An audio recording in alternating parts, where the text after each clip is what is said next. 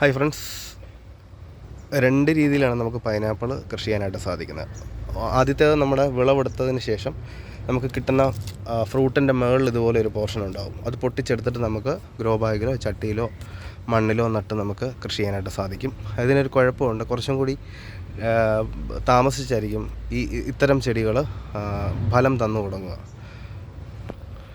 ഇനി ചെടിയുടെ വശങ്ങൾ ഇതുപോലെ ധാരാളം ബ്രാഞ്ചുകളുണ്ടാവും. അവ പൊട്ടിച്ചെടുത്ത് അവയും നമുക്ക് നടാനായിട്ട് ഉപയോഗിക്കാം. അതാണ് കുറച്ചുകൂടി നല്ലത്. കാരണം അങ്ങനെ ഇതേപോലെ നടുന്ന തലപ്പുകൾ ഒരു വർഷം കൊണ്ട് നമുക്ക് അതിൻ്റെ ഔട്ട്പുട്ട് തരും. ഞാനിത് ധാരാളം സ്ഥിരമായിട്ട് കൃഷി ചെയ്യുന്നതാണ്. കുറേ ഞാൻ നട്ടിട്ടുണ്ട്. വളരെ എളുപ്പമാണ്, കെയറിങ് ഒന്നും ആവശ്യമില്ലാത്തതാണ്. ഈ രണ്ട് രീതിയിൽ ചെയ്യാം. അപ്പം നിങ്ങൾക്ക് ഈ ഒരു തലപ്പ്, മെയിൻ ചെടിയുടെ തലപ്പ് കിട്ടാൻ ബുദ്ധിമുട്ടാണെങ്കിൽ ഞാൻ ആദ്യം സൂചിപ്പിച്ചതുപോലെ കടയിൽ നിന്നൊക്കെ വാങ്ങുന്ന പൈനാപ്പിളിൻ്റെ ഈ ഒരു പോർഷൻ ഉപയോഗിച്ചിട്ട് കൃഷി ചെയ്യാനായിട്ട്